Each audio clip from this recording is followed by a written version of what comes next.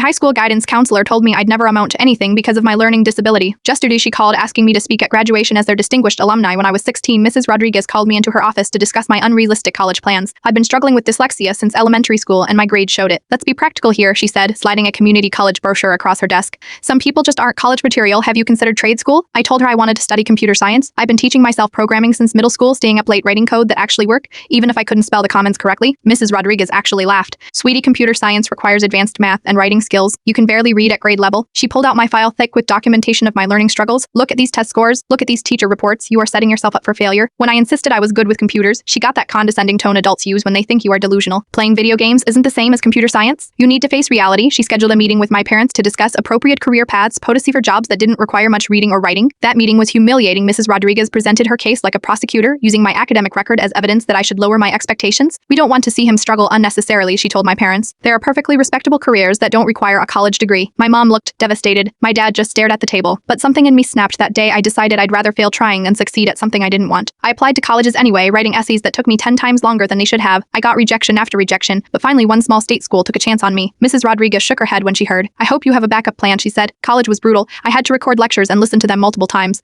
I used text-to-speech software for readings. I spent twice as long on assignments as my classmates, but I understood code in a way that felt almost magical. While other students struggled with logic and problem solving, I could see patterns and solutions that seemed obvious to me. My professors noticed. They helped me get accommodations and connected me with internships where my coding skills mattered more than my writing junior year. I landed an internship at a startup senior year. They offered me a full-time position. By 25, I developed an app that went viral. By 30, I'd sold my company for enough money to never work again if I didn't want to, but I kept working because I loved it. Last week, my phone rang with an unfamiliar number. Hi, this is Mrs. Rodriguez from Lincoln High School. I'm calling about our upcoming graduation ceremony. I nearly hung up, but curiosity got the better of me. We'd like to invite you to be our keynote speaker for graduation. You are one of our most successful alumni. The irony was suffocating. Most successful alumni. Are you sure you have the right person? Oh yes, we've been following your career. That article in TechCrunch about your company's acquisition was incredible. We'd love for you to inspire our current students. I couldn't help myself. Mrs. Rodriguez, do you remember what you told me about college? Long pause. I am sorry I counsel hundreds of students. Could you remind me? You said I'd never amount to anything because of my learning disability. You told my parents I should consider trade school because I wasn't college material. The silence stretched for almost a minute. I am sure there was some misunderstanding. I always encourage students to pursue their dreams.